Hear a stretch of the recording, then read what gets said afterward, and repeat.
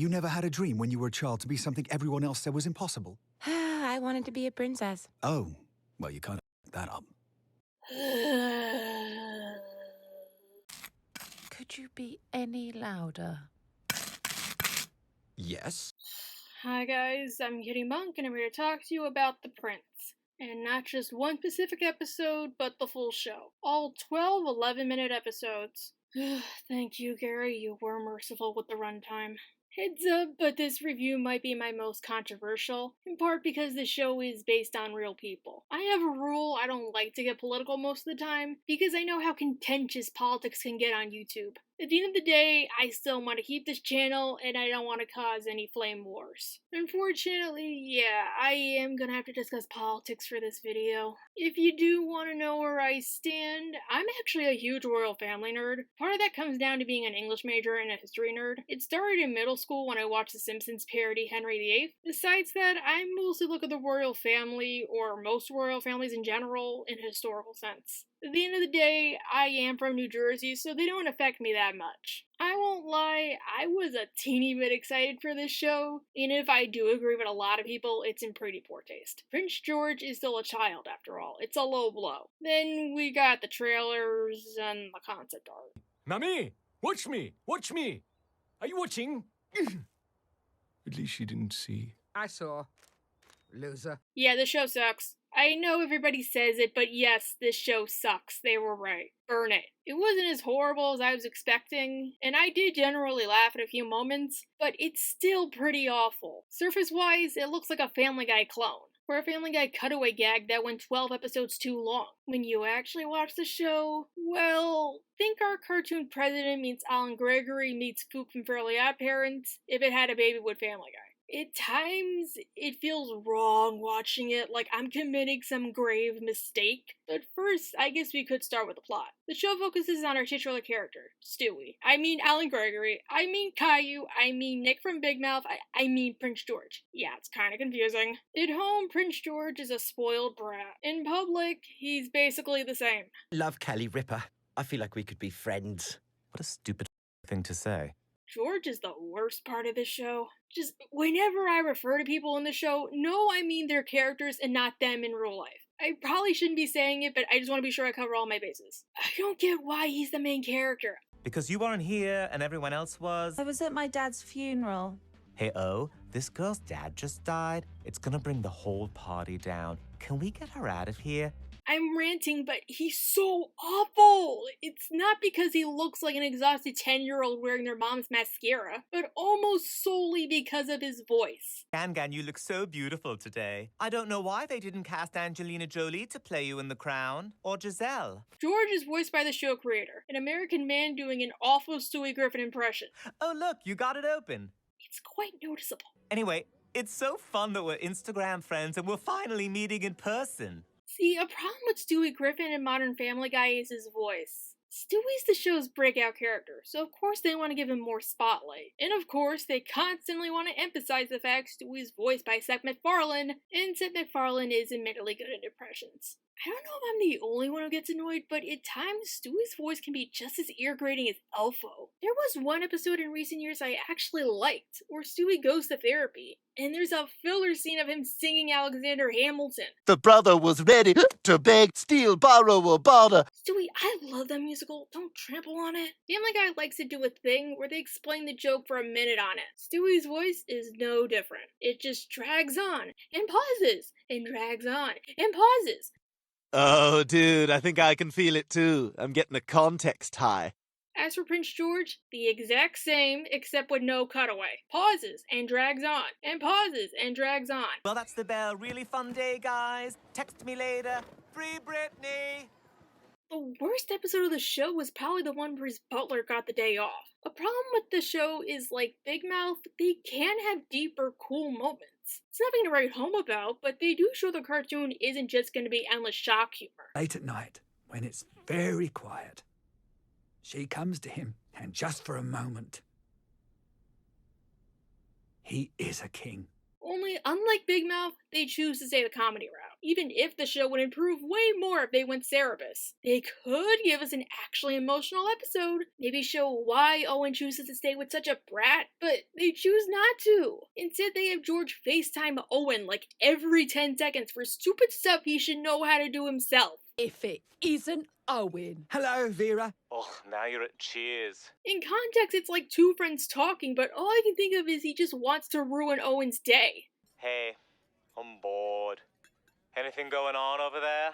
I mean, it's not like George has a huge castle of servants at his employ. Wouldn't there be a substitute in such a situation? Thankfully, unlike most adult cartoons, The Prince is only 11 minutes per episode. This is both good and bad. It's good because the episodes don't overstay their welcome, but it's bad because oftentimes they repeat the same joke for 11 minutes. Remember that episode I told you about Owen? Well, that one joke about George calling him is practically the only joke. It got old after a while. Good morning, He's on the phone. It must have happened at least a dozen times. I was ready to scream, and I never do that even when I watch other shows I hate. On the subject of George's voice, the worst episode for it was probably the School Musical, where taking inspiration from Family Guy, he sings Dear Evan Hansen off key. Waving through a window. Guys, I already don't like that musical. Please don't give me another reason. I do have to ask why George sings so awful. Later on, we get an actually good song with him and his family, and he sings pretty well. Is a royal heir? Wouldn't he be trained from a young age in how to sing or dance? The accent thing does get a little annoying when George is raising his voice, or when he's talking to others. Amelia. Ree-Amelia, of course. Your name is Ree-Amelia now. Get this, they actually went through the trouble of hiring actual British voice actors for literally everybody else, including his siblings. Oi, tea! Thank you. If they wanted to cast the British people, then George should have been voiced by a British actor, or somebody who wasn't the creator, because he's awful at voice acting. Speaking of annoying, I think another aspect we should discuss is the animation. I do not like it. It feels like Family Guy bile mingling with Squidbillies bile. Now, I get it, adult shows aren't supposed to have great animation, because why would you want your show to look gorgeous? Still, it works for shows like Big Mouth or BoJack Horseman. But here's a little secret. The reason why it works for those shows is because they're funny. Big Mouth, puberty is disgusting, so everybody else is. Plus, there's also a bunch of legal stuff I don't want to get into. BoJack is a top-tier show, so the animation is just one thing you gotta put up with, unless the characters are looking straight up or down. The Prince is atrocious, so the animation is just one more rock to pile on what I'm gonna call Issue Mountain. The people look terrible, especially the royal family. You know how Family Guy does that thing with celebrities where they exaggerate one trait about them? But how can you leave me now, Ben Stiller, when I need you more than ever? Well, they do that for every character who isn't George, Charlotte, or Louis. And except for Meghan and Kate, they all look some degree of terrible. The person who gets it the worst is probably Prince William. Ugh, sickening. I can't watch you eat. Nitpicky, but it was kind of frustrating watching their hands. A few years ago, Family Guy made an episode satirizing Donald Trump because clearly American Dad couldn't, and one trait they exaggerated about him was his hands, so they gave him little kitten baby paws. When you walked through that door, you insulted Bob's Burgers and the hundreds of people who work there. Every character has it, royal or not. I just couldn't stop noticing. And again, like a typical Family Guy cartoon, the animation looks stilted and lazy. Either they never move, or at most they just move their mouths and arms. And they always have the exact same pose. Kind of like Prince George's voice, it's pretty noticeable. It's a real shame. The Prince was obviously supposed to be like Sal Parker, our cartoon president, where they make fun of current events, but it fails in two key aspects. The first is timing. South Park has bad animation because it takes them 6 days to make an episode. That means they can tackle current events in ease, in ways typical cartoons can't, since most cartoons usually take 6 to 9 months to make. You want to know how impressive it is? They predicted Hillary Clinton was going to win in 2016, and when Trump won instead, it took them less than 24 hours to redo the episode they had planned. But while we're on the subject of current events, let's discuss one of the worst aspects of the show. Ugh. It felt super outdated watching the show, sort of wrong, offensive on some level. Now is breakfast. Big Bang Theory is later. Big Bang Theory! Later! He's obsessed with that show. Like dancing on somebody's grave? Yes, don't worry. I'll show you the pictures. Was like the creator said. Cotton, may I have this dance? I don't know what to say besides it feels super disrespectful. In this show, Prince Philip is, for lack of a better word, a zombie. Every character has one joke that gets repeated verbatim, and that's his. He doesn't even talk until the last few episodes. He just gasps and wheezes a lot of the time. They play this up a lot. All right, Grandpa, let's open your mouth for William. It's really stuck this time. If you don't keep up on animation news, this show was supposed to come out in April, and then Prince Philip died. Since it would have been massively disrespectful, they delayed the show. I thought that meant editing Prince Philip out or changing up some storylines. I would have praised them for that. That he's a mainstay character. Look, regardless of what you think of Prince Philip as a person, you gotta agree it's a bad and lazy thing to do. Yeah, if you could describe the show with one word, it's lazy. The concept of the show is lazy. They don't say anything new about the royals we don't already know. It's like the whole show, the creators are just tapping you on the shoulder saying, you know what we mean, like some mansplaining frat boy. As a royal family nerd, it's clear to me they did zero research beyond Google Images. Dude, the Queen has other grandkids you can make fun of. And the Cambridges and the Wales families do not live with the Queen, nor do they live together. The jokes they use are the most obvious stereotype, with a layer of smug added on. Like Family Guy, it's hard to get invested in most of the characters. Oh, we should feel bad Kate has a loveless marriage, but you're no better than your husband. You're neglecting your 3 kids. You were gonna run away and not take them with you. Oi, you move! Move! Those! Someone really needs to get that kid under control. The royal family being out of date is probably the biggest joke they use. This was especially grating with Prince Harry. Look, I love you and I'm willing to do whatever I need to do in order to be with you, Meghan. Aw, and I love you too. We'll just have to find a way to make £50 billion on our own. For his plot, he and Meghan are stuck in LA trying to earn money, and they're having a hard time because clearly being the grandson of Queen Elizabeth means you have 0 career opportunities. A member of the royal family at Jesus College. Just wait and see how the applications rocket. I did really like Harry at first, but he grew to be one of my least favorite characters. He spends his day trying to find a job, but keeps getting hired and fired because he never had to work a day in his life. Well, we don't need you to work anyway because I'm able to find this. Game on, America! Fun fact, in real life, Harry did all his own shopping in a baseball cap and casual clothes. And a big reason why William loved Kate was because he loved how normal her and her family were. See, if they did actual research, they could make fun of that. They could have Harry and Meghan act as a straight man to the rest of the family, but show it's actually hard for Harry to break off from them, because I couldn't tell you why Prince Harry in this universe left England. There were highs and lows. It's all good. Anyway, see you guys at tea. Come on, Harry. It's untied again. Just keep walking. I also don't get why in this show Kate and William are still together, or even having marital problems in the first place. Hey, shut up. You shut up. How is that satire? What point are you making? With Kate, there's a subplot of her trying to escape the royal family, because her marriage is loveless for reasons. Yeah, they never give us a reason. Nobody must know.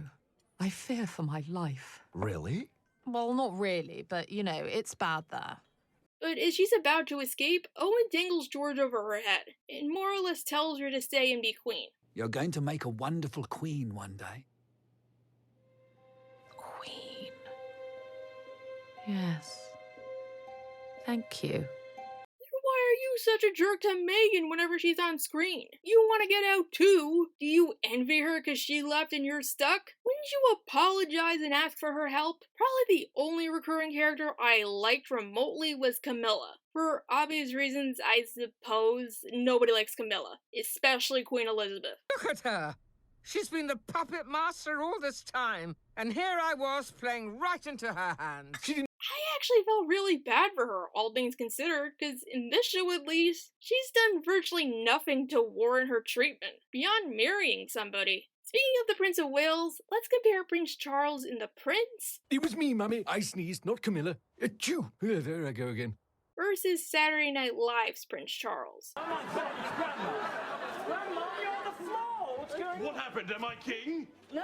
Where Which one do you find funnier? SNL's, right? Because it's so over the top you can't help but find it funny. One thing I love about South Park is even if they're meant to be satirical, they still make fun of everybody. It's why I don't consider them all that offensive, just misinformed at times. The prince clearly takes sides and doesn't do anything to humor the other. The characters are all stereotypes, so they act the exact same in all situations. Prince George always acts like Caillou with a crown, whether he's in school or at home. Wouldn't it be funnier if in this world, George is an absolute sweetheart in public, and then he goes home and he acts like a whiny brat? Or Kate's all smiles in public, and then she gets home and she's an alcoholic? There's a reason why the royal family is so beloved, and why they have these super strict protocols. But there was one plot I was super engaged with. The servants. Personally, when I watch a historical fiction show, I don't like the servants. I watched Victoria, and I hated the fact they focused on the servants who probably didn't exist. I wanted to see a show on Queen Victoria,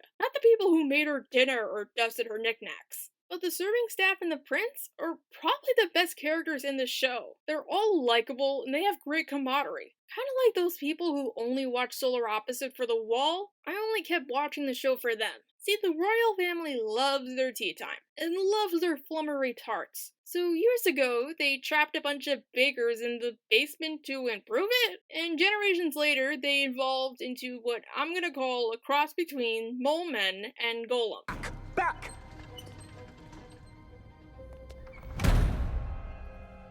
They didn't have eyes. But then Queen Elizabeth decides she doesn't like flummery tarts.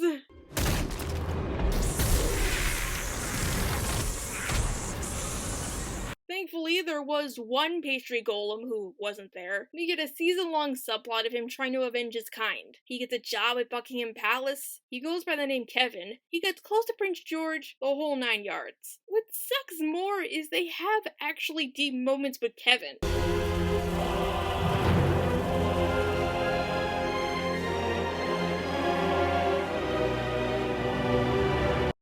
So, you're telling me you know how to be deep, but you're choosing not to because clearly we're watching for the comedy. There's even a cliffhanger in the last episode where it seems like Kevin's finally gonna poison the royal family. And now you'll pay. Every last one of you. Even that insufferable little George. Yeah, I kinda want him to succeed. Besides the serving staff, I would only want the show to be renewed because I want to find out if Kevin succeeds. If they get renewed, I'm guessing no. It'll probably be something like Elizabeth decides, I don't want any, bring these back, and then Kevin has to come up with another plot. All in all, The Prince is a show that wasn't as bad as I thought it was gonna be, but still isn't good. More like a 3 out of 10. While not Big Mouth levels of shocking or Family Guy levels of offensive, it needs a lot of work done. But will it get renewed? Honestly, I really don't know. There's a lot of shock and outrage, but at the same time, Big Mouth is getting more seasons and a spin-off. HBO Max did dump it, so I'm guessing it'll probably get axed. I don't see it having the same impact or fan base Big Mouth has. At least that show tries to be informative and mostly succeeds. Even if The Prince does get a second season, I don't see it lasting long or having a huge cultural impact. If you like Family Guy, I'd say check it out. But if you're a royal family fan, check out the musical 6 or SNL. They understand who they're making fun of better than these people.